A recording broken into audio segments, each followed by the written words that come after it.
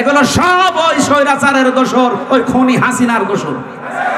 এই 15.5 বছরে সব ওদের পক্ষে কথা বলতো, এখন হঠাৎ করে সুর পাল্টিয়েছে। আপনি সুর পাল্টান আর রং পাল্টান, কোরআনের বিরুদ্ধে আপনি অবস্থান নিয়েছেন। এরপরও যদি বাধ্য করেন, আগস্টের 5 তারিখ কিন্তু শেষ হয়ে যায়নি, আবার আসতেছে। এই কথা বলেন না কেন? হাজারো আল্লাহর কোরআনের 13টা আয়াত ওরা ভুল ধরেছে। ভারতে আল্লাহর কোরআনের 26টা আয়াতের বিরুদ্ধে কেস দিয়েছে, আর এখানে অলরেডি 13টা আয়াতের বিরুদ্ধে ওরা মামলা দিয়েছে। মামলা তো এটা, কারণ এর বিরুদ্ধে অবস্থান নেওয়া। কয়েকদিন পরে দেখবেন বলবে এটা বাতিল করেন, এটা আর মানি না। আল্লাহর কোরআনে আছে ইউসিকুমুল্লাহু ফি আওলাদিকুম লিযযাকারি মিসলু হাযযিল উনসায়াইন। এই পৃথিবীতে এক পুরুষ যা পাবে 2 নারী তাই পাবে। এটা নদী মেয়েদের প্রতি অবিচার, বৈষম্য। এজন্য আয়াত পাল্টাতে হবে।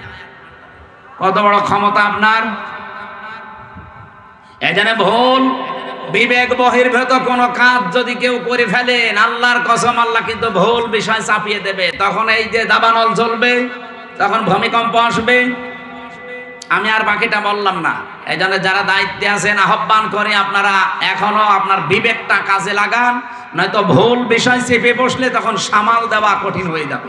কেচুয়াতুল কেন্দ্রীয় ঈদগাহ ময়দানে কেন্দ্রীয় ঈদগাহ কমিটির উদ্যোগে সন্ত 7ম বাৎসরিক তাফসীরুল কোরআন মাহফিলের স্বনামধন্য সভাপতি জনাব SM ওমর ফারুক, প্রধান অতিথি বাংলাদেশ জামাত ইসলামী কর্তৃক মনোনীত পবা মোহনপুর এই আসনের সম্মানিত নমিনি অধ্যাপক মোহাম্মদ আবুল কালাম আজাদ, আতালাল্লাহু উমরাহু ওয়া বারাকাল্লাহু ফি হায়াতি, আমিন। এতক্ষণ যারা আলোচনা রাখলেন, আপনাদের এলাকার সন্তান মাওলানা রেজাউল ইসলাম উজ্জ্বল, মাওলানা হোসাইন মাহফুজ, হাফেজ মাওলানা আব্দুর রশিদ, বিশেষ অতিথি অনেক মানুষের নাম দিয়েছেন। যেহেতু আজকে সময় কম, তো একবারে দোয়া করছি ওয়ারাফা'না লাকা যিকরাক। এদের মর্যাদা সম্মান যেন আল্লাহ দুনিয়া আখিরাতে আরো বাড়িয়ে দেয়। তো মর্যাদা সে আল্লাহ বাড়াবে, আমার তো ভেতরে কোনো কিছু থাকা লাগবে নাকি? আমার ভেতরে কিছু নেই, আন্দাজে আল্লাহ মর্যাদা বাড়াবে? হ্যাঁ, মর্যাদা সম্মান আল্লাহ নিজের জন্য, রাসূলের জন্য, আর ঈমানদার যারা তাদের জন্য। আলিল্লাহিল ইজ্জাতু ওয়া লিরাসূলিহি ওয়া লিল মুমিনিনা ওয়ালাকিন্নাল মুনাফিকিনা লা ইয়ালামুন। ইজ্জত সম্মান মর্যাদা আমি আল্লাহ এটা রেখেছি, নির্ধারিত করে দিয়েছে আমার নিজের জন্য, আমার রাসূলুল্লাহর জন্য। আর 2 নম্বরে 3 নম্বরে যারা পৃথিবীতে ঈমান আনে তাদের জন্য। সুতরাং যাদের ঈমান আছে এদের মর্যাদা যেন আল্লাহ আরো বাড়িয়ে দেয়। ঈমানে যাদের ভেজাল আছে এটা যেন ভেজাল মুক্ত হয়। ভেজাল ঈমানদার দেশে নেই। এখন অনেক মানুষ কিন্তু ধরা পড়ে যাবে। যেহেতু আমরা সম্মান কামনা করেছি শুধু দুনিয়া না, উভয় জগতে। ঈমানদারদের ভেতরে আমরা এমনও ঈমানদার আছি শুধু এই জগৎ বিশ্বাস করি, আর একটা যে জগৎ আছে ওটার বিশ্বাস আমাদের অনেকের নেই। তাই আমি উভয় জগতে সম্মান কামনা করি, তো দোয়া কবুল হবে না। দোয়া কবুল হওয়ার জন্য সিস্টেম লাগে। এই জন্য যারা উভয় জগতে বিশ্বাসী এইরকম মানুষ যারা এখানে এসেছেন, আল্লাহ পাক দুনিয়া আখিরাত মিলে তাদের মর্যাদা সম্মান আমরা চাই যেন আরো বেড়ে যায়। যে আয়াত দিয়ে সম্মানের কথা জানালাম, এই আয়াতটা পরিচিত না অনেকের? সূরা আলাম নাসরার ভেতরে আছে 4 নম্বর আয়াত, ওয়ারাফা'না লাকা যিকরাক। যদিও এই লাকা দিয়ে বিশ্বনবী মুহাম্মদুর রাসূলুল্লাহকে আল্লাহ উদ্দেশ্য করে জানিয়েছে, হে নবী আমি কি আপনার নামকে সম্মান মর্যাদাকে উপরে তুলি নাই? কত উপরে তুলেছি, আমার নাম যেখানে সেখানে আপনার নাম আমি লিখে দিয়েছি। আমাদের আদি পিতা হযরত আদম আলাইহিস সালাম, আপনারা জানেন এই পৃথিবীতে 350 বছর পর্যন্ত তিনি কেঁদেছিলেন, তো মাপ পাননি। তিনি যখন 350 বছর পরে বললেন, আল্লাহ মুহাম্মদুর রাসূলুল্লাহর ওসিলায় আমাকে মাফ করে দাও, আল্লাহ মাফ করে দিয়েছিলেন। কিন্তু প্রশ্ন করেছিলেন যে এই নাম তুমি জানলে কি করে, কোথায় পেয়েছো এই নাম? হযরত আদম বলেছিলেন, আল্লাহ যেদিন জান্নাত থেকে তুমি আমাকে বের করে দাও, আমি জান্নাত থেকে বিদায় নেওয়ার সময় জান্নাতের মেন গেটের ওপরে তোমার নামের পরে এই নামটা লেখা ছিল, আমি দেখেছিলাম, লা ইলাহা ইল্লাল্লাহু মুহাম্মাদুর রাসূলুল্লাহ। আমি মনে করলাম যে এই নামটা দামি নাম হবে, অবশ্যই তোমার নিকটবর্তী কেউ হবে, নয়তো তোমার নামের পাশে এই নামটা থাকতো না। আল্লাহ ওই দিন তার মর্যাদা জানিয়েছিলেন যে এটা তোমারই সন্তান হবে, এটা পৃথিবীর শ্রেষ্ঠ মানুষদের একজন। قد جاءكم من الله نور وكتاب مبين। এই আয়াত দিয়ে অনেক মানুষ দলিল দিতে যায় নবীজি নূরের তৈরি ছিল এই দিকে। এখান থেকে কয়েকটা শিক্ষা আমরা বের করতে পারি। বলেন তো, আল্লাহ জিজ্ঞাসা করার জবাব দিলেন কি, যে এই লোকটার ওসিলা দিয়ে যে তুমি মাপ চাইলে, এই লোকটাকে তুমি এখনো জানো না, লোকটা তোমার সন্তান, এ দুনিয়াতে তোমার পরে যাবে। কি বুঝলেন এখান থেকে? আদম আলাইহিস সালাম উনি কি জিন ছিলেন না ফেরেশতা ছিলেন? মানুষ। বলেন না কেন? আরো জোরে বলেন।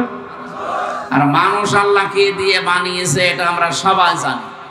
কোরআনে কারিমে আল্লাহ বহুবার এই তথ্য দিয়েছেন, ইন্নী খালিকুম বাশারাম মিন তিন, অবশ্যই আমি মানুষ বানিয়েছি মাটি থেকে।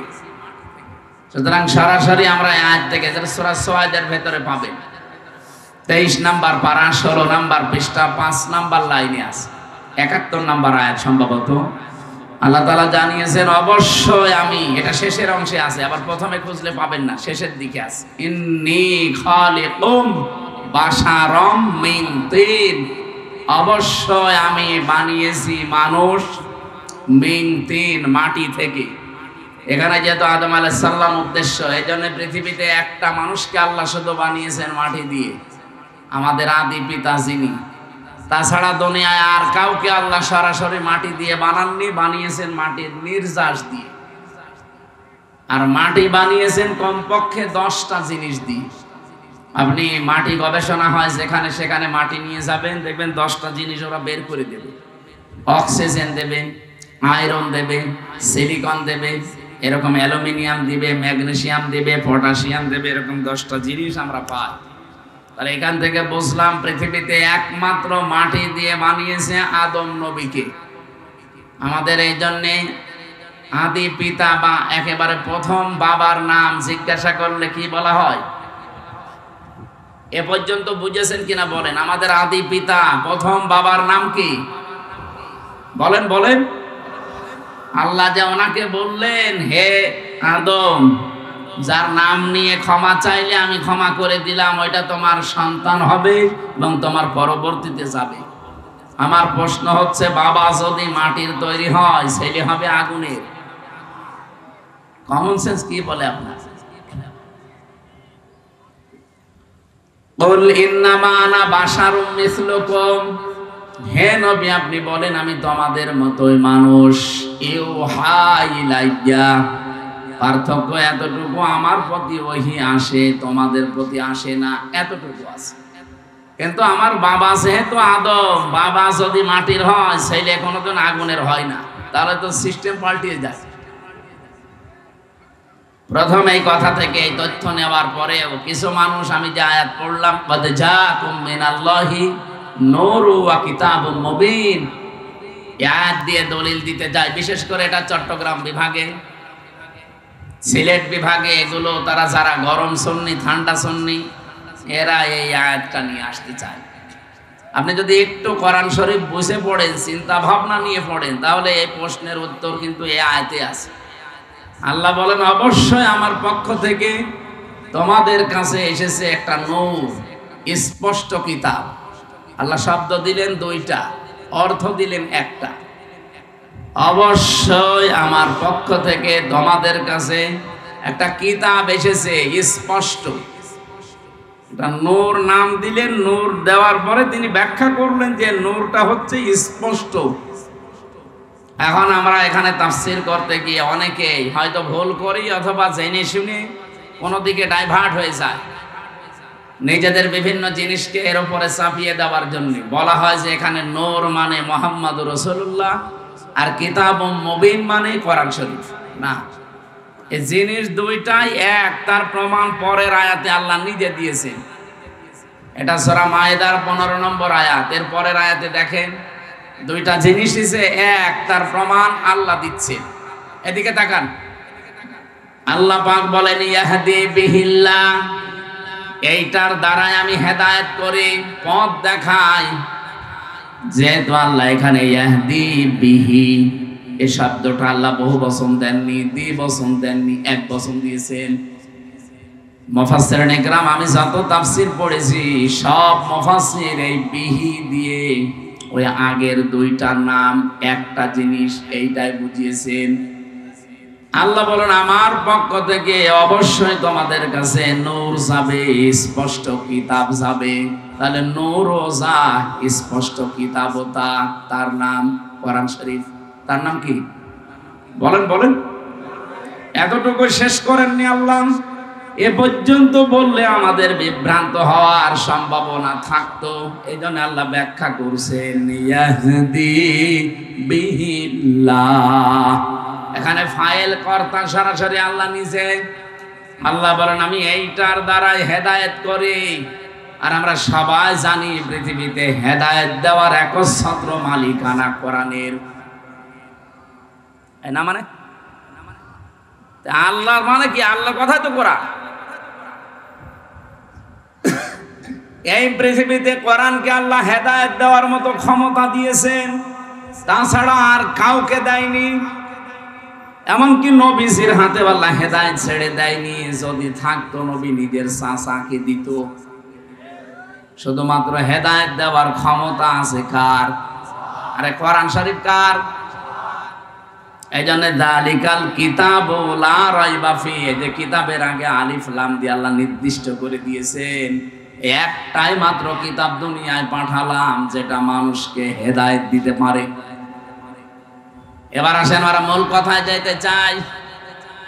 যেহেতু পৃথিবীর একখানা কিতাব আছে মানুষকে হেদায়েত দিতে পারে, আর কেউ পারে না, সেই হিসাবে আল্লাহ কিতাবের নাম এখানে নূর বলার পরে আবার উল্লেখ করেছেন ওয়া কিতাবুম মুবিন। ওই নূরটাই হচ্ছে স্পষ্ট কিতাব। পরা কোরআন শরীফে তাফসিরে এটা হচ্ছে মাযহারির ভেতরে আছে 55টা নাম পাবেন আপনি কোরআনের। 55টার ভেতরে 5 নাম্বার নাম আপনি এইটা পাবেন। আমি 55টায় নাম পড়ে দেখেছিলাম। কোরআনের নাম হচ্ছে আল কোরআন, আল ফুরকান, আল কিতাব, আন নূর, আত তানজিল। এভাবে একটা একটা করে আপনি নাম পাবেন 55টা। যেহেতু কোরআনের নাম আমার আল্লাহ নিজে নূর দিয়েছেন, আর এই কোরআনের বরকত অথবা এই কোরআনের পরিস্থিতি আমাদের কাছে আরো স্পষ্ট করার জন্য পরবর্তী শব্দে আল্লাহ কিতাবুম মুবিন লাগিয়েছেন। আমাদের রাজশাহী, খুলনা, রংপুর এই সমস্ত বিভাগে যেহেতু সমস্যা একটু কম এই শব্দ নিয়ে, তারপরেও স্পষ্ট করছি নবীজি নূরের তৈরি বললে তার সম্মান বাড়ে না, আরো কমে যায়। বাবা সেইটার আপনি সন্তানকে ওইটা বলে চালাবেন। বিশ্বনবী মুহাম্মদুর রাসূলুল্লাহ, এখান থেকে আপনি প্রমাণ আজকে পেলেন ইয়াহদি বিহিল্লাহ। এই বিহি এক বচন, এজন্য পৃথিবীতে কোরআন শরীফ হচ্ছে নূর, আর মুহাম্মদুর রাসূলুল্লাহকে আল্লাহ নূর দিয়ে বানিয়েছেন। এই আয়াত দিয়ে দলিল দিয়ে আপনি একটা পাগল। তাহলে বিহি আল্লাহ দিত না, বিহি মা দিত, যে নবীজি এবং কোরআন শরীফ এই দুইটা দিয়ে আমি হেদায়েত দান করি। বিহি মা দিল না কেন? আমি আলেমদেরকে বলছি যারা একটু লেখাপড়া করেন এই আয়াতটা নিয়ে বাড়ি যারা চিন্তা ভাবনা করবেন। আমার তো মাথা ছোট, ভুল হতে পারে। যাদের মাথা বড় বড় আছে, এই বড় মাথায় আরো এই যে এক হুজুর বসে আছে না, কি যেন গোলাম রব্বানি, কি মাথা দেখিছি? আমার মনে হয় 2 মাথা মিলে ওনার মতো হবে। ওনার মতো বড় বড় মাথা যাদের, তারা যেন আরো একটু চিন্তা ভাবনা করে। বিহি আর বিহিমা, ইয়াহদি বিহিল্লাহ মানিত্তাবা রিদওয়ানাহু সুবুলাস সালামি ওয়া ইখরিজুহুম মিনাজ যুলুমাতি ইলান নূর। আল্লাহ পাক বলেন এইটার দ্বারা আমি হেদায়েত করি। এইটা মানে এখানে এক বচন কোরআন। মানিত্তাবা, যে ব্যক্তি অনুসরণ করবে কোরআনকে, রিদওয়ানাহু, এবং তার সন্তুষ্টি চাইবে, তার মানে আল্লাহর। সবুলাস সালাম, সবুল বহুবচন, সালাম আল্লাহ পাক তার নিজের নামটা এখানে দিলেন। পৃথিবীতে যত শান্তির পথ আছে সব আমার আল্লাহ কোরআনে দিয়েছেন। এই শান্তির পথ আমার আল্লাহ তাকে নসিব করবেন যদি এটার অনুসরণ করা হয়। ইয়খরিজুহুম, তিনি বের করবেন তোমাদেরকে। ইয়খরিজুহুম দিয়েছেন, তিনি বের করবেন তোমাদেরকে মিনাস যুলুমাতি ইলান নূর, অন্ধকার থেকে আলোর দিকে। আর যেটা দিয়ে তিনি বের করবেন তার নাম যেহেতু নূর, আমরা বলি কোরআন। নাম কি? আমার মনে হয় এই প্রশ্নের উত্তর আর দেওয়ার দরকার নেই, আপনি স্পষ্ট হয়ে গেছেন। যে কথা বলতে চাই এখান থেকে, মুহাম্মদ রাসূলুল্লাহর নাম নিয়ে হযরতে আদম নবী একদিন 2 দিন না 300 বছর কন্দন করে মাপ পাননি। শেষে এই নামটার কারণে আল্লাহ মাফ করে দিয়েছিলেন। এই জন্য সম্মান মর্যাদা দুনিয়াতে আল্লাহ যত বেশি এই পৃথিবীতে দিয়েছেন, একেবারে সে আরশের মেন দরজা থেকে শুরু করে জান্নাতের মেন গেট থেকে শুরু করে তামাম পৃথিবীতে যেখানে আল্লাহর নাম সেখানে রসুলের নাম। কি আপনি দেখেন বাংলাদেশে প্রায় 1110 কিলোমিটার পথ, টেকনাফের একেবারে শেষ গ্রাম থেকে পঞ্চগড়ের তেতুলিয়ার ওই বাংলা বান্দা পর্যন্ত সব মিলিয়ে আপনি হিসাব করে দেখবেন 1110 কিলোমিটার। কত? 1110 কিলোমিটারের ভেতরে শুধু বাংলাদেশের এরিয়ায় আমি হিসাব করে দেখেছি কম পক্ষে 13 মিনিট 4 সেকেন্ড একাধারে আজান হয়। আমার ভাইরা, টেকনাফের একেবারে শেষ গ্রাম থেকে যখন আজান আরম্ভ হয়, এরপরে হয়তো আসবে বখিয়া, এরপরে চট্টগ্রাম, এরপরে বান্দরবন, এভাবে একটা একটা করে আপনি আস্তে আস্তে দেখবেন টেকনাফ থেকে একেবারে তেতুলিয়ার বাংলা বান্দা পর্যন্ত 0 পয়েন্ট পুরা একাধারে 13 মিনিট 4 সেকেন্ড আজান হতে আছে, 1 সেকেন্ডও বাদ নেই। যেখানে আল্লাহর নাম উচ্চারণ হবে আশহাদু আল্লা ইলাহা ইল্লাল্লাহ, মুয়াজ্জিন সঙ্গে সঙ্গে বলবে আশহাদু আন্না মুহাম্মাদুর রাসূলুল্লাহ, বলবে না? আল্লাহ বলেন রাফা'না লাকা যিকরাক, আমার নাম যেখানে আমি আপনার নাম ওই জায়গায় উপরে তুলে দিয়েছি। আমার নামকে ডাকার পরে অনায়াসেই মানুষ দেখবেন আপনার নামটা উচ্চারণ করবে। এই জন্যে সম্মান মর্যাদা উচ্চতা এটা আমার জন্যে, আমার রাসূলের জন্যে, আর যারা ঈমান এনেছে তাদের জন্যে। সুতরাং সম্মান মর্যাদা যাদের কামনা করেছি আল্লাহ যেন উভয় জগতে তাদের ঈমানের উপরে টিকে থাকার তৌফিক দেন, বলেন আমিন। অনেক মানুষ হয়তো টিকে থাকে, মরণের সময় এলোমেলো হয়ে যায়। কি এলোমেলো হয়ে যায় না? আজরাইলকে দেখার পরে হয়তো পাল্টিয়ে যায় না। আমরা চাই এই গুরুত্বপূর্ণ সময়ও তাদের ঈমান যেন টিকে থাকে, বলেন আমিন। দল মত জাতি বর্ণ ধর্ম নির্বিশেষে আজকের এই অনুষ্ঠান, এটা কি শুধু মুসলমানদের না?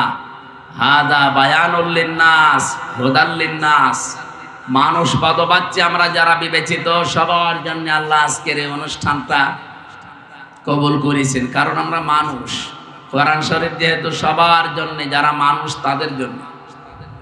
শুধু মুসলমান যারা দাবি করে কোরআন কি শুধু তাদের? অন্যান্য ধর্মে যারা আছে তারা হয়তো তাদের ধর্মীয় গ্রন্থ পুরোহিত ঠাকুর এবং তাদের ধর্মগুরু যারা, তারা খাড়া কেউ পড়তে পারে না। কোরআন শরীফ আল্লাহ ওইভাবে দেয়নি। এই জন্য বাংলাদেশে আজ 54 বছর এখনো পর্যন্ত কোনো দাঙ্গা হয়নি। কারণ কোরআন আমরা মনে করি এটা মুসলমানদের জন্য না, এটা সবার জন্য। আর বিশ্বের অন্যান্য দেশে, বিভিন্ন দেশে আমরা দেখি এখনো দাঙ্গা চলছে। অলরেডি ভারতে দাঙ্গা আরম্ভ হয়ে গেছে। কারণ ওদের যে ধর্মীয় গ্রন্থ, ওদের গুরু ঠাকুর পুরোহিত ছাড়া কেউ পড়তে পারে না। ওরা আমাদেরকে সবক দেয়, সারা বিশ্বের মোড়লদেরকে শোনায় যে আমাদের দেশে নাকি সাম্প্রদায়িক সম্প্রীতি নেই।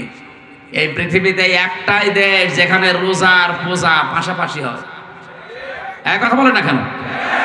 আপনি ভারতে হতে পারে না, হতে পারা কি গরু জবাই করলে তাকে জবাই করে ফেলছে। এই পৃথিবীর 4-6 জন মানুষের নাম আছে নিকৃষ্ট মানুষের তালিকায়, তার ভেতরে মোদির নাম আছে। কারণ এই লোকটা পৃথিবীতে নিকৃষ্ট হওয়ার পেছনে কিছু কারণ আছে।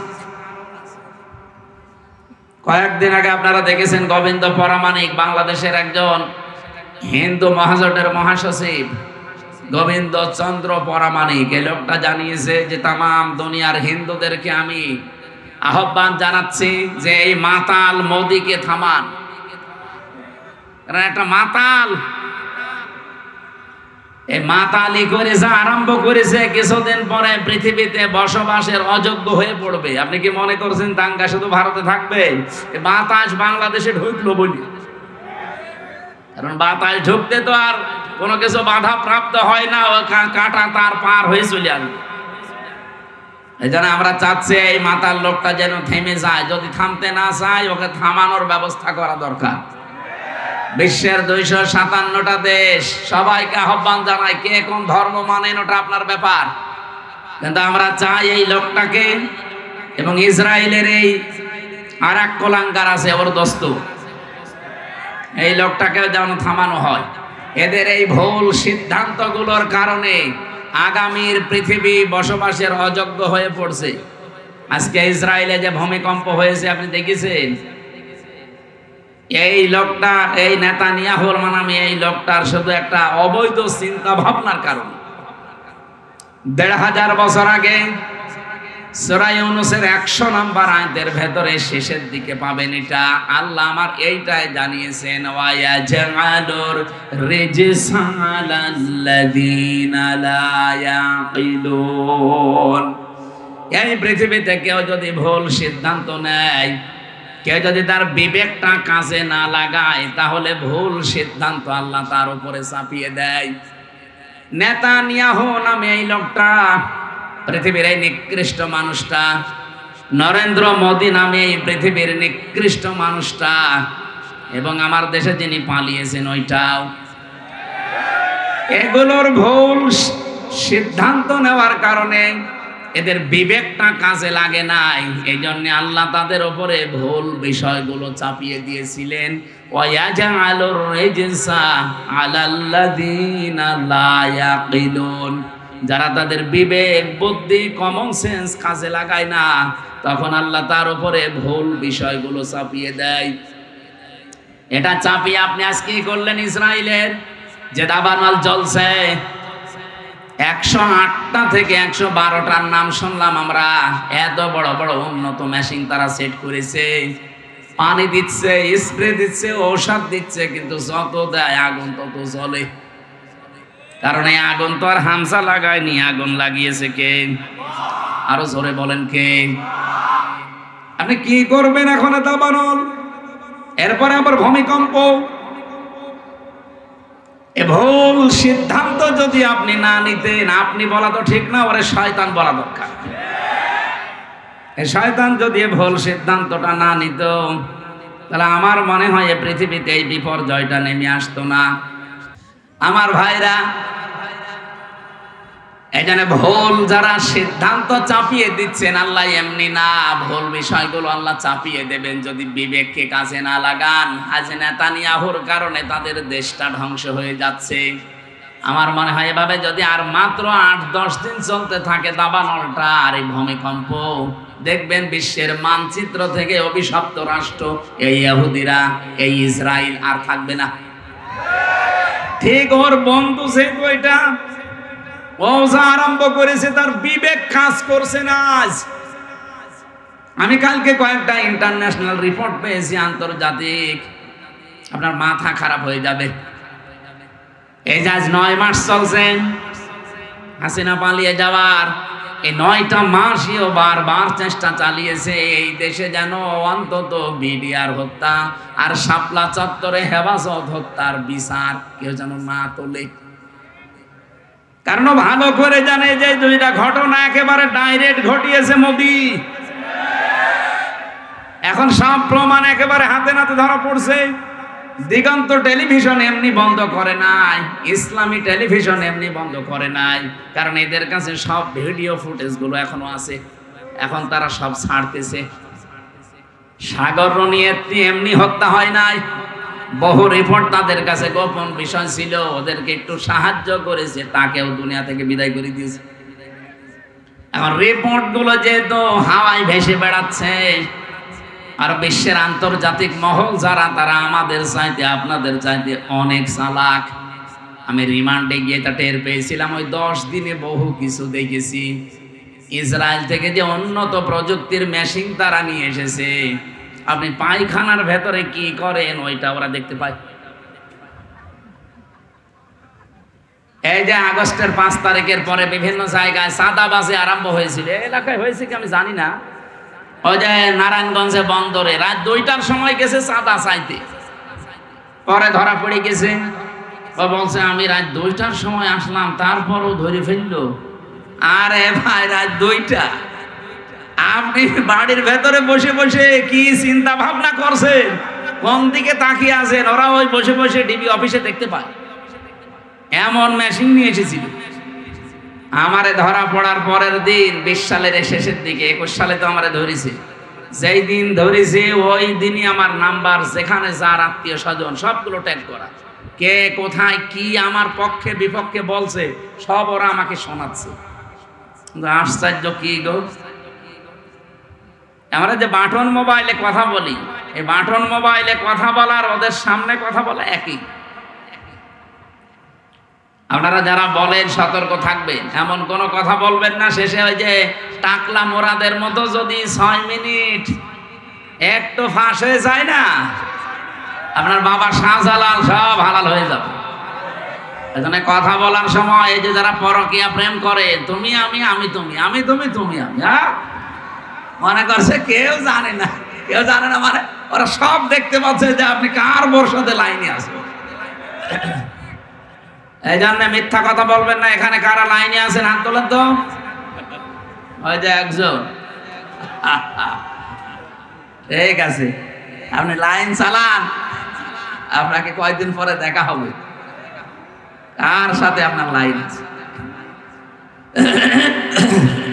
হোয়াটসঅ্যাপ অনেকে বলে এটা নিরাপদ, কে বলেছে আপনাকে? হোয়াটসঅ্যাপে কথা বললে ওরা দেখতে পাচ্ছে। বাংলাদেশের নিরাপদ হওয়ার মতো কোনো এখন অ্যাপস আর নেই। সে যেইটাই বলেন, মেসেঞ্জার বলেন, ইমো তো আরো ঘরের ভেতরে। ওই ইমোতে কথা বলা আর ওদের সামনে বসে বসে বলা একই। হোয়াটসঅ্যাপটা এটা সবাইকে ওরা ট্যাগ করে না, যাদের টার্গেট করে তাদের।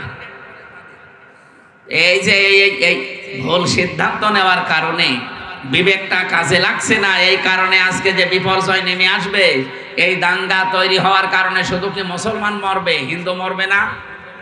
এক কথা বলেন না কেন? ওখানে যদি মনে করেন মুসলমান আছে 30 কোটি, হিন্দু আসে 100 কোটি, এই কারণে আপনি মুসলমান 10 জন মেরে ফেললেন, হিন্দু 2 জন মরিস। বাংলাদেশে আমরা 92 জন মুসলমান 100 জনের, বাকি 4 জন হিন্দু, অন্যান্য জাতি মিলে আর 4 জন। ওখানে যদি 2 জন মুসলমান মরে, এখানে 5 জন মরবে না? হ্যাঁ, সব সাফা হয়ে যাবে। এই জন্যই তো আমরা জানাচ্ছি যে এই মাতালটাকে থামান। এই মাতালের মাতলামি করার কারণে পৃথিবীর ক্ষতি হয়ে যাচ্ছে।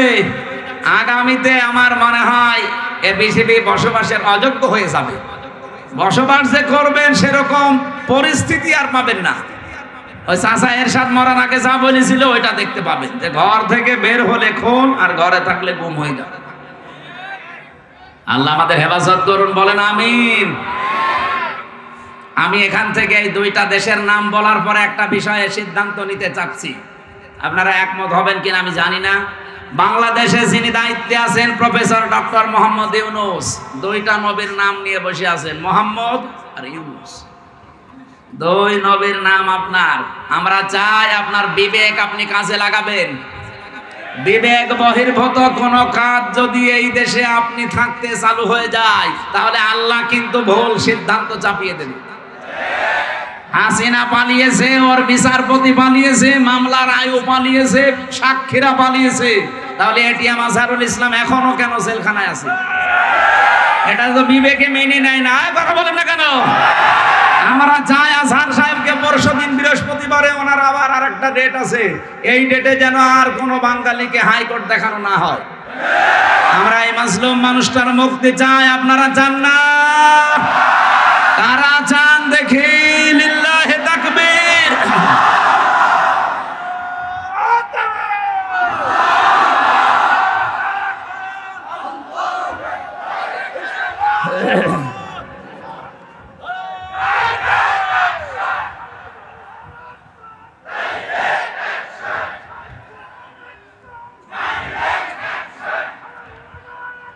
আলহামদুলিল্লাহ ভাই।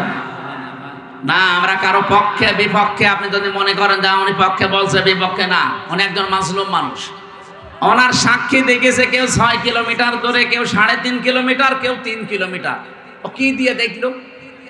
আর এই বানোয়াট একটা বিষয়ের উপরে ওনাকে আপনি এতদিন 13 বছর রেখেছেন, এই তো একটা জুলুম। কথা বলেন না কেন? এরপরে যদি আবার জুলুম করা হয়, লোকটা নড়তে পারে না। আমি তো 3 বছর ছিলাম তার পাশে। ফাঁসির কন্ডেম সেলের ভেতরে একটা মানুষের খায়েশ পূরণ করার জন্য তাদের উপর অত্যাচার আমার উপরও করেছে 3 বছর। আমার মনে হয় এতদিনও যদি টিকে থাকতো, তো এতদিনও আমরা বাইরের জগৎ দেখতে পারতাম না, এতদিনও ওই মামার বাড়ি থাকা লাগবে। এই জন্য যাদেরকে বের করে দিয়েছে এই আগস্টের 5 তারিখের পরে, কেউ যেন না থাকে। অনেকে তারেক জিয়া বের হয়েছে, তারেক জিয়ার বউ এবং তার মা সবাই যখন খালাস পেয়েছে বলছে এনাদের খালাস দেওয়া ঠিক হয়নি, কারণ এনারা সাজার আসামি ছিল। আরে ভাই, সাজা যে দিয়েছে কি সাজা বলে? এত সব বানানো। আর আমি নিজে যেহেতু ভিকটিম, আমি তো নিজে টের পেয়েছি। আমার উপরে যে মামলা ছিল পুরাটা বানোয়াট, মিথ্যা। এই জন্য 15.5 বছরে রাজনৈতিক যত মামলা হয়েছে সব মিথ্যার বানোয়াট। এদের মামলাও মিথ্যা, সাক্ষীও মিথ্যা। আমার 4 জন সাক্ষী কুষ্টিয়া থেকে নিয়ে গিয়েছিল, জীবনে তাদের আমি চিনি না। আমি এই আগস্টের 5 তারিখের পরে যেহেতু তারা ভয়ে ভয়ে আছে, একদিন যেয়ে বললাম, ভাই কি সত্যি করে বলেন? আচ্ছা, পুলিশ এসে একদিন রাতের বেলা আমাকে বলছে, সাক্ষী যদি না দাও তোমার নামে মামলা দেবে। এই হচ্ছে দেশের অবস্থা। এইরকম মামলায় যদি আমি এখন শুধু জামিন না, আমি পুরা খারিজ হয়ে গেছে আমার মামলা। আমারটা যেমন আমি ন্যায় বিচার পেয়েছি, আমি চাই আজহার সাহেব ন্যায় বিচার পাবে বৃহস্পতিবার। কেউ কোনো তাল বাহানা করলে, বিবেক যদি আপনার কাজে না লাগে, এমন ভুল সিদ্ধান্ত চেপে বসবে না দেশের উপরে, শেষে সামাল দিতে পারবেন না। কারণ দেওয়ালে পিঠ থেকে গেলে তখন আর দিকদার ঠিক থাকে না। কথা বলেন না কেন? কত মানুষ এখন খুশি আছে। আপনি কার খুশির জন্য এগুলো করছেন? অনেকে করছে, আমরা জানি। এই জন্য আমরা কোনো বিবেক বহির্ভূত কাজ করতে চাই না। আজকে ঢাকায় দেখলাম বিভিন্ন জায়গায় মেয়েরা সাইনবোর্ড নিয়ে দাঁড়িয়ে আছে, আমাদের যৌন অধিকার নিশ্চিত করতে হবে। এই যে নারী কমিশনে যারা আছে, এই মানুষগুলো একে মহিলা বলা যায়? আমার মনে হয় এ মহিলাও না, এ পুরুষও না, এ হিজড়া হবে। এরকম কথা লেখে কি করে? 318 পৃষ্ঠা আমি পড়েছি ওদের ওই কমিশনের পুরা বইটা। সবগুলো ইসলাম বিরোধী এবং ইসলামের বিপক্ষে একেবারে ডাইরেক্ট অ্যাকশন নিচ্ছে। তার ভেতরে অন্যতম স্বামী আর স্ত্রী। এরা যদি 2 জন সংসার করার, স্বামী বলে আমি এখন সংসার করতে চাই, স্ত্রী বলে যদি না আমার এখন মন নেই, এরপরও যদি স্বামী সংসার করে, স্ত্রী যদি মামলা দেয়, তাহলে ধর্ষণ মামলা হবে। আর ধর্ষণ মামলা হলে সাক্ষী লাগবে না। স্বামী স্ত্রীর ঘরের ব্যাপারটা কি সাক্ষী কেউ দেবে? সাক্ষী পাবেন কোথায়? হয় আপনি ইউটিউবারদের ওখানে সেট করে রাখবেন, কথা বলছে না? তাছাড়া সাক্ষী আপনি পাবেন কোথায়? আর বিচারক যে রায় দেবে, ওকে আন্দাজে তো রায় দিতে পারবে না, সাক্ষী লাগবে না। আর ওই জিনিসকে দেখেছে কে সাক্ষী দিতে যাবে বলেন? সুতরাং এইরকম নীতিমালা যারা তৈরি করেছে, এ কি সুস্থ না অসুস্থ? আমার মনে হয় এদেরকে আর বাইরে রাখা ঠিক হবে না, তাহলে এই সমাজের ক্ষতি হবে। এদেরকে পাঠানো লাগবে পাবনায়। আরো জোরে বলেন। জেলখানা দেওয়ার দরকার নেই, পাবনায় পাঠিয়ে দেন, ও থাক থাক। কয়েকদিন আগে পাবনায় গিয়েছিলাম, যে দেখলাম পাগল বেশি নেই, সব ভালো হয়ে চলে গেছে। এখন এদেরকে পাঠানো দরকার। ওরা পয়েন্টটা লিখেছে দ্বিতীয়টায় যে শরীর আমার, সিদ্ধান্ত আমার। জেনা ব্যভিচারের ব্যবসা খুলে বসতেছে। শরীর আপনার মানে আপনার শরীর কে দিয়েছে? আপনার বাবা মা দিয়েছে আপনার শরীর। আপনার বাবা আর মার দায়িত্ব ছিল শুধু বিছানায় থাকা। এই শরীরটা আমার আল্লাহ নিজে বানিয়েছেন। সূরা নূরের ভেতরে আছে, সূরা কি মুমিনুনের ভেতরে আল্লাহ পয়েন্ট আকারে দিয়েছেন যে তোরে কি করে বানালাম আমি। সুম্মা খালাকনান নুতফাতা আলাকাতান ফাখালাকনাল আলাকাতা মুদগাতান ফাখালাকনাল মুদগাতা ইযামা ইলা আখিরি আয়াত। আল্লাহ একে সিরিয়াল আকারে দিয়েছেন, আমি নুতফা এর আকারে, এরপরে আমি এটা মদগা, এরপরে আলাক, এরপরে রক্ত গোশত চর্বি চামড়া দিয়ে একটা ছাউনি দিয়ে বাচ্চার আকার দিয়ে ছেলে না মেয়ে হবে সে সিদ্ধান্ত দিয়ে মায়ের পেট থেকে আস্তে করে বের করে নিয়ে আসি। আল্লাহু আখরাজাকুম মিন বুতুনি উম্মাহাতিকুম লা তা'লামুনা শাইআ। এই আয়াতগুলো পর্যালোচনা করলে দেখা যায় পুরাটা দায়িত্ব আমার আল্লাহ পালন করেছে, বাকি শুধু সিস্টেমটা আমার আল্লাহ। যেহেতু মার বাবার কাছ থেকে শুধু সিস্টেমটা একটু, তাছাড়া আল্লাহ নিজেও আমাদেরকে বানিয়ে বানিয়ে আকাশ থেকে ফেলতে পারতো না? আমাদের আদি পিতাকে ফেলে নাই, কথা বলেন না কেন? আদি মাতাকে ফেলে নাই। তাদেরকে যদি আল্লাহ ফেলতে পারে, এমনকি বাবা ছাড়াও আল্লাহ বানাতে পারে হযরত ঈসাকে, প্রমাণ তো দুনিয়ায় আছে। সুতরাং যারা এই পয়েন্ট লিখেছেন আপনারা কিন্তু স্বাভাবিক নেই। আমার মনে হয় তারা মেয়াদ উত্তীর্ণ গাঁজা খায়। মেয়াদ আলা গাঁজা খেলে তো এত নিছেন, আমার কথা না। দেহ আমার, সিদ্ধান্ত আমার। আবার এক মহিলা লিখেছে ব্যানারে যে আমার চামড়া আমি দেব। ওরে শয়তান, এগুলো কি মানুষের কাতারে পড়ে? তৃতীয় নম্বরে পয়েন্টে ওরা লিখেছে যে যৌনকর্মী যারা, তাদেরকে শ্রমিকের মর্যাদা দেওয়া লাগবে। আমার এই পয়েন্টটা পড়ার পরে মনে হচ্ছিল, আল্লাহ যদি বাংলাদেশে কোনো ডাকাত বলে ইউনূস সাহেব আমাদেরকেও কিন্তু মর্যাদা দেওয়া লাগবে শ্রমিকের, কারণ আমাদেরও কষ্ট কম হয় না। ডাকাতি করা কত কঠিন, গাছ কেটে কাঁধে নিয়ে রাস্তায় ফেলে গাড়ি দাঁড় করিয়ে এত বড় ছুরি সামনে নিয়ে দাঁড়ানো লাগে। এখন বলছেন, আমি তো নিজে দেখেছি, কয়বার ডাকাতের হাতে পড়লাম। একবার পড়েছিলাম সাতক্ষীরায়, বিশাল এক গাছ কেটে ৮-৯ জন কাঁধে করে রাস্তার মাঝে দিয়ে গাড়ি থেমে গেল, সবার পেছনে পেছনে বড় বড় ছুরি। আমি তো কাঁচ খুলে দেওয়ার পরে দেখি মুখ বের করে কয়েকজন, মুখ বাঁধা। আমার টাকা পয়সা চা, আমি আগেই বের করে বলছি নিন। বলছো হুজুর আপনার টাকাও নেব, আল্লাহ মাফ করবে। এত কষ্ট করছে আর বলছে আপনার টাকাও নেব, আল্লাহ মাফ করবে। আপনার কষ্ট হচ্ছে না যে কত বড় গাছ, আমরা ঘাম ঝরছে কপাল দিয়ে। এখন ওরা যদি কালকে থেকে আওয়াজ তোলে যে ডাকাতি করতে কম কষ্ট না, আমাদের শ্রমিকের মর্যাদা দেওয়া লাগবে, এ পর্যন্ত থাকলেও কিছু বলতাম না।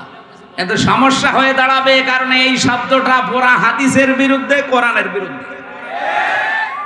আপনি দেখেন সূরা কসসের ভেতরে আছে, মুসা আলাইহিস সালামকে যেদিন শুআয়ব আলাইহিস সালাম উনি শ্রমিক হিসাবে নিয়োগ দেবেন, ওনার মেয়েদের ওই যে কুয়া থেকে পানি তুলে দিয়েছিলেন, কুয়া থেকে, ওই বিশাল কুয়া থেকে পানি তুলে নেওয়ার সময় ওনার ঘাম ঝরছিল।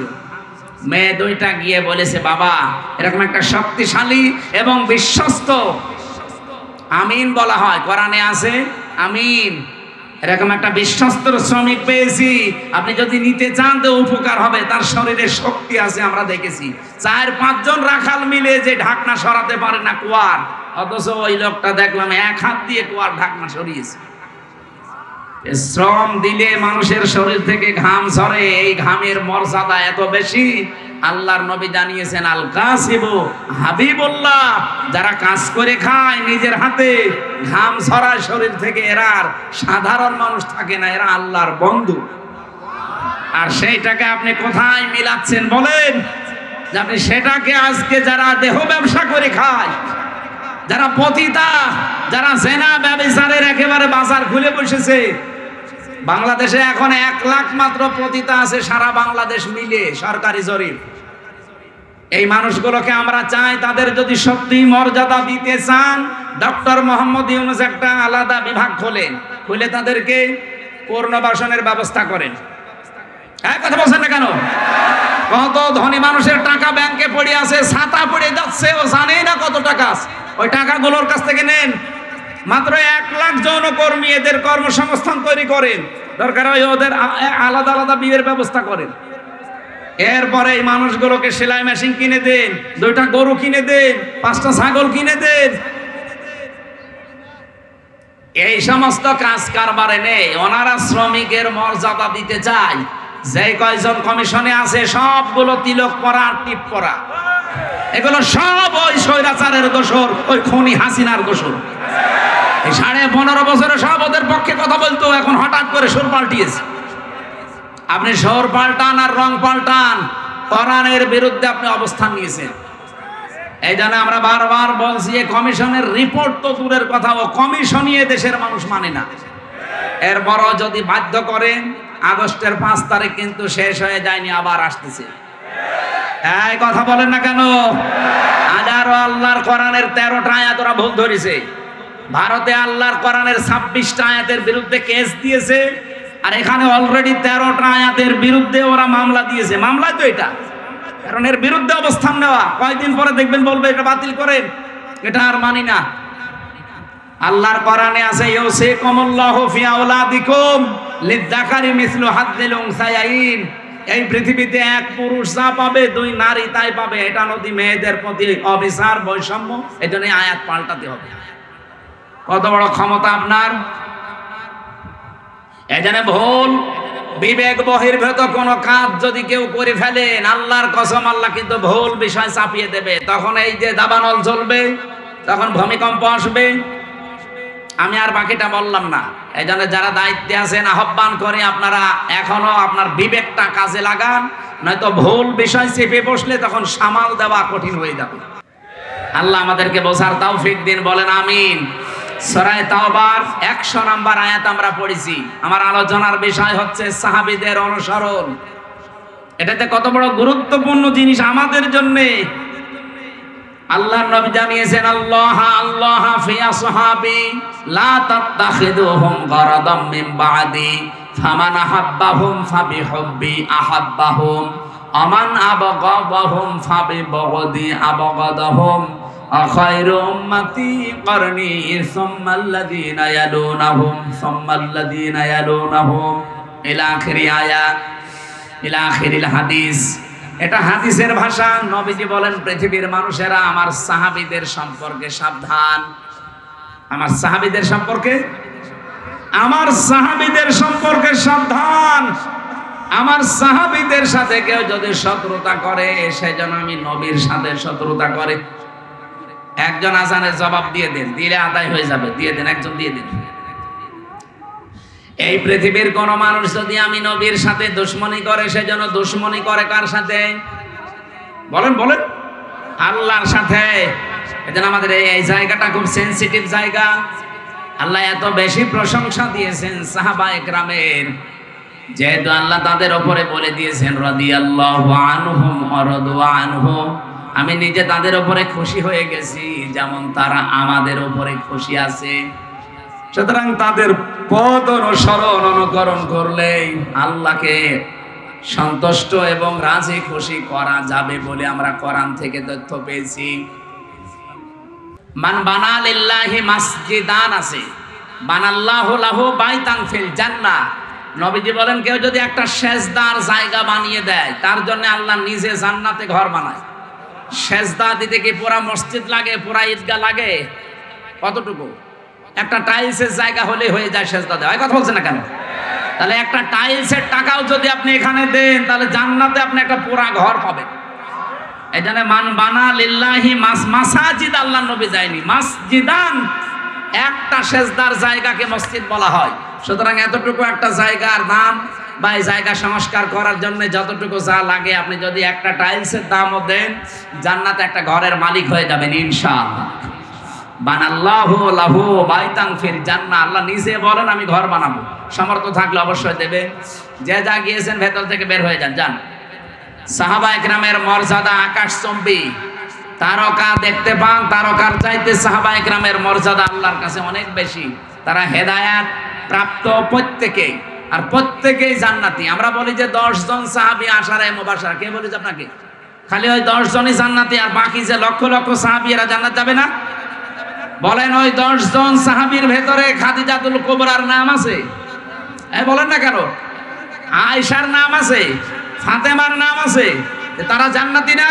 ফাতেমা জান্নাতের নেত্রী হবে, সমস্ত মহিলাদের সর্দার।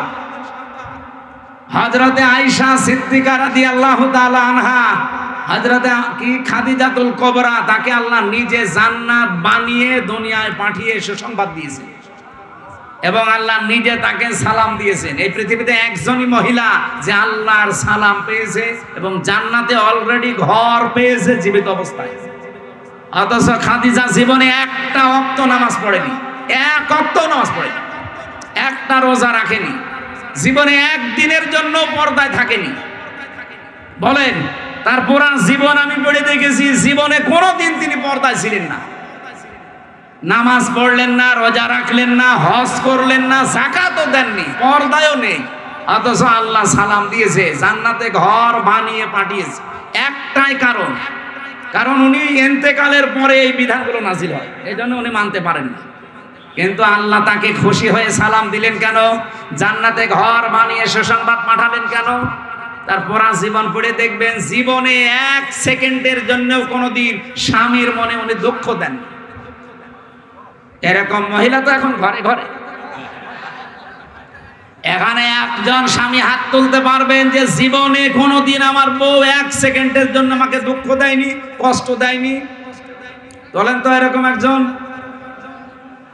মিথ্যা কথা বললে আপনার খবর আছে ভাই। আপনি দুঃখ পাননি নাকি বউ খুশি করার জন্য মনে করছেন যে না বলে ফেলি, বউ তো নেই? না, আমি হাসির জন্য বলি নাই ভাই, আমি হাদিস বললাম। দেখেন, এই যে হাজার হাজার স্বামী আমরা মা বোনেরা যারা এসেছেন, আমি জানি না আপনারা আছেন কিনা। আপনি চিন্তা করেন, আপনি নামাজ পড়েন, রোজা রাখেন, কালো বোরকা পরেন, নফল রোজাও রাখেন, একটা স্বামী হাত তুলতে পারলো না। আমিও পারিনি। আমি আন্দাজে মিথ্যা কথা বলবো কেন? আমি দুঃখ পেয়েছি, এই জন্য আমি পারিনি।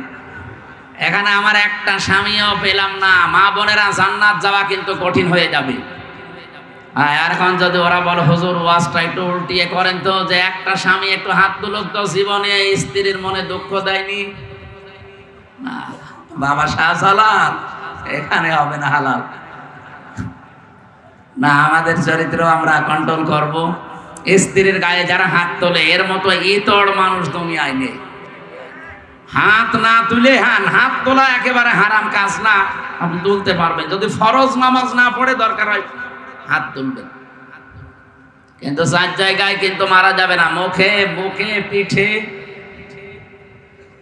মুখে, মাথায়, মুখে, বুকে আর পিঠে, এই 4 জায়গায় স্ত্রী লোকের হাত দেওয়া জায়েজ নেই। যদি এই 4 জায়গা বাদ দিয়ে কোনো জায়গায় মারতে চান, আপনি মারবেন। খালি নামাজ না পড়লে, রোজা না রাখলে, ফরজ রোজা, জায়েজ যে পর্দাটা আছে, এই পর্দাটা যদি না করে, আর 4 নম্বরে যদি স্বামীর জায়েজ কথা না শুনে। কথা বোঝা গেছে? মা বোন যারা এসেছেন, আপনার জান্নাত পাওয়া অতি সহজ। স্বামী যখন বাইরে থেকে আসবে কর্মজীবন শেষ করে, দুনিয়ায় যত কাজ আপনার হাতে থাক সব বাদ। এখন তারে সময় দেওয়া, তার কথা মতো চলা, এখন তাকে খুশি করা পৃথিবীর সবচাইতে বড় ইবাদত। শুধু যদি ফরজ নামাজটা আর ফরজ রোজা নাও। কোন স্বামী যদি পছন্দ করে যে আমার বউ হাতা কাটা ব্লাউজ গায়ে দিলে আমার ভালো লাগে, আপনি তাই দেবেন। এই কথা বলছেন না কেন? ওরা গায়ে দেয় কিন্তু স্বামীর জন্য না, ওই মার্কেটে যাওয়ার সময়। যে মহিলা এরকম উল্টাপাল্টা পোশাক পরে রাস্তাঘাটে আসে, কি স্বামীকে খুশি করার জন্য না পাবলিক? আপনি একটা দাজ্জুস, আর দাজ্জুসের জন্য জান্নাত হারাম। নামাজ পড়ে, রোজা রেখে আর কালো বোরকা পরে কি করবেন? আমরা খাদিজাতুল কুবরার মতো মহিলা চাই, কথা বলেন না কেন? বলছে ঠিক, তো মুহাম্মদ রাসূলুল্লাহর মতো পুরুষ হওয়া লাগবে না? ও তো যৌতুক নেওয়ার উস্তাদ, আবার খাদিজার মতো বউ চাই। আমাদেরকে হওয়া লাগবে চরিত্রবান মুহাম্মদুর রাসূলুল্লাহর মতো, খাদিজাতুল কুবরার মতো স্ত্রী আমাদেরকে আল্লাহ মিলিয়ে দেবেন, বলেন আমিন। আমার ভাইরা, সাহাবা একরামের যেহেতু অনেক অনেক মর্যাদা, আমি সবগুলো না বলতে পারলেও একটু সিস্টেমে বলছি। সাহাবা একরাম যেহেতু কবুল হয়ে গেছে আল্লাহর দরবারে, ওয়াসাবিকুনাল আউয়ালুনা মিনাল মুহাজিরিনা ওয়াল আনসার, এই পৃথিবীতে যারা উপরে গেছে আগে অগ্রভাগ, এবং তাদেরকে যারা অনুসরণ করেছে মুহাজির এবং আনসারদের ভেতরে আল্লাহ পাক বলেন এই মানুষগুলো অগ্রগামী। আল্লাযীনা তাবাউহুম বিইহসান, আর এদেরকে যারা অনুসরণ করবে তাদের উপরে আমি আল্লাহর ইহসান, তার মানে আমার বানানো জান্নাত তাদের জন্য, বলেন সুবহানাল্লাহ। সাহাবা একরামকে আল্লাহর দরবারে কবুল হওয়ার পেছনে আমি এই কয়টা কারণ পুরা কোরআন থেকে হাদিস থেকে পেয়েছি। এক নম্বরে তাদের কয়েকটা গুণ আমাদের ভেতরে থাকা দরকার। এক নম্বরে পেয়েছি আল্লাহর জন্য তাদের অন্তর নিবেদিত ছিল সব সময়।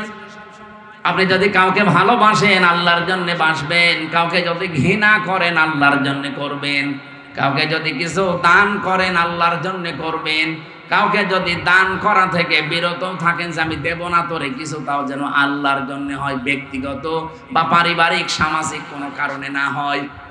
কথা বোঝা গেছে? আল্লাহ রাব্বুল আলামিন বলেন যে মানুষটার মন মানসিকতা আল্লাহর জন্য নিবেদিত থাকবে সব সময়, এটা সাহাবীদের ভেতরে ছিল। দুনিয়া একদিকে আর আমার আল্লাহর বিধান একদিকে, এই জন্য তারা আল্লাহর দরবারে খুব তাড়াতাড়ি মঞ্জুর হয়েছিলেন। দুই নম্বরে তাদের মুখে যা ছিল ওইটা তাদের মনে ছিল, মুখে বললে ওইটা মন থেকে বলতেন, লোক দেখানোর জন্য বলতেন না। তিন নম্বরে বেশি তারা নিজের উপরে অন্যকে প্রাধান্য দিতেন, যদিও নিজের অনেক কিছুর দরকার আছে, প্রয়োজন আছে, এরপরও তারা অন্যকে অগ্রাধিকার দিতেন। এই একটাই মাত্র কারণ, পুরাটা সাতটার ভেতরে এইটা। নিজের প্রয়োজন থাকার পরেও অন্য ভাইয়ের প্রয়োজনকে সামনে দেওয়া, অগ্রাধিকার দেওয়া। আল্লাহ পাক এত বেশি খুশি হতেন তাদের উপরে এই কারণে যে রাদিয়াল্লাহু আনহুম ওয়া রাদু আনহু, এই আয়াত তাদের জন্য আল্লাহ নাযিল করে দিয়েছেন। আল্লাহ এতটুকু বলে যদি আয়াতটা শেষ করে দিতেন, এই আয়াতটা আমি পড়তাম না। এর পরবর্তী কিছু সুসংবাদও দিয়েছেন, ওয়া আদালাহুম জান্নাত, আল্লাহ তাআলা বলেন আমি প্রস্তুত করে অলরেডি রেখে দিয়েছি এমন একটা বাগান, তাজরি মিন তাহতিহাল আনহার, না না ভুল হয়েছে, তাজরি তাহতাহাল আনহার, মিন নেই এখানে।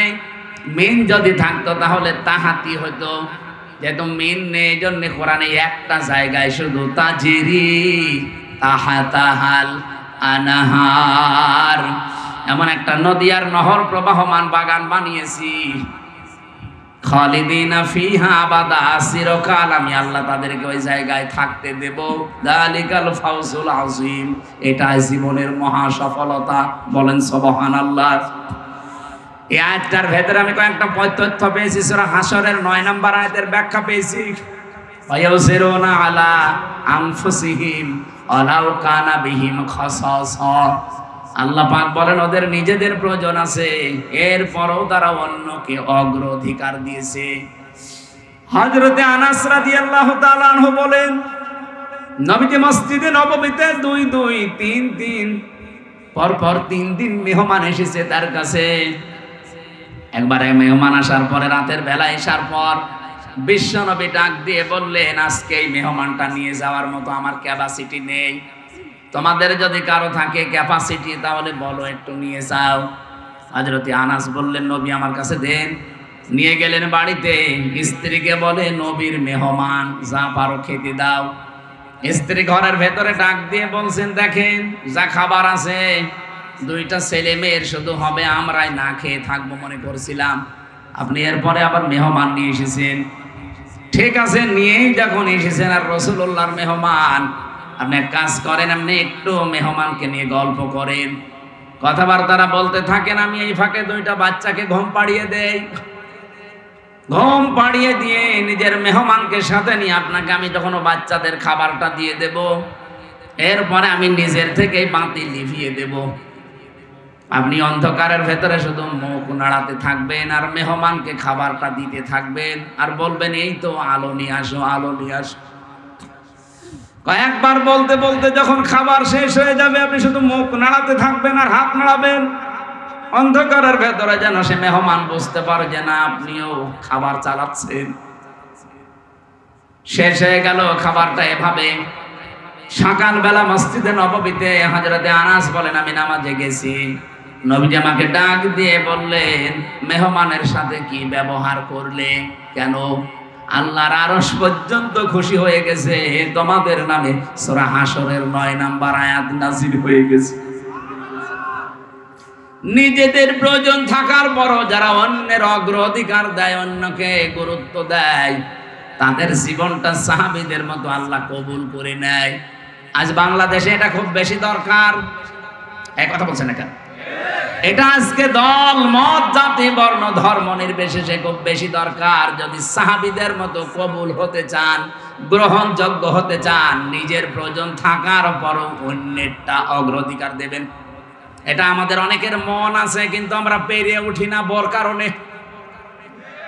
আমার বোনের জন্য, আমার ভাইয়ের জন্য, আমার চাচার জন্য, আমার ফুফুর জন্য আমার মন আছে, আমি কিছু করব।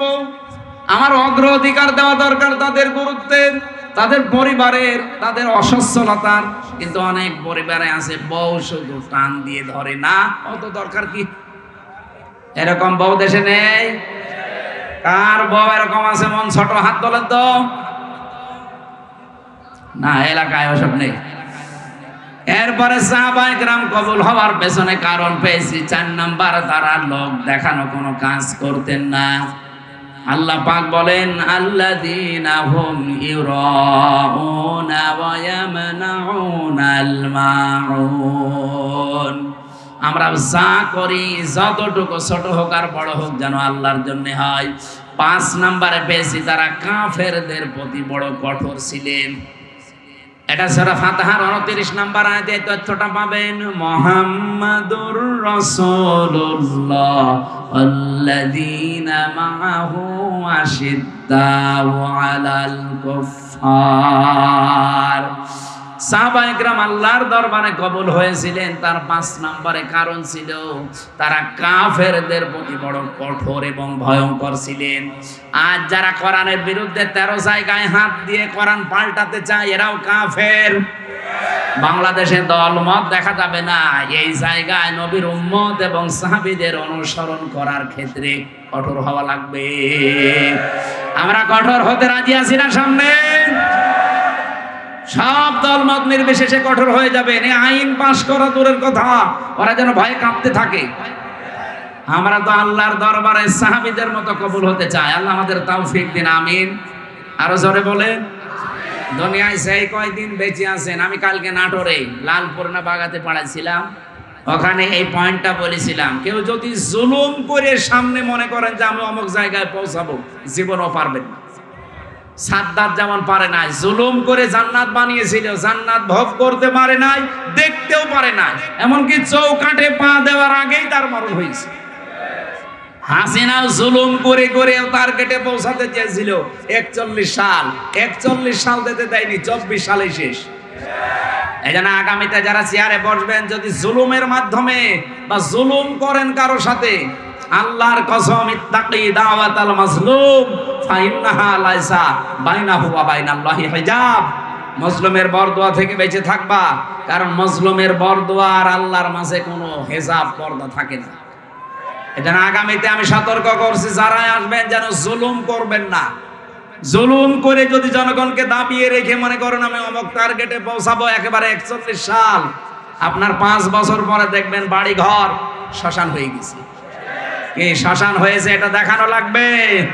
32 নম্বরের দিকে তাকা, 33 হয়ে গেছে।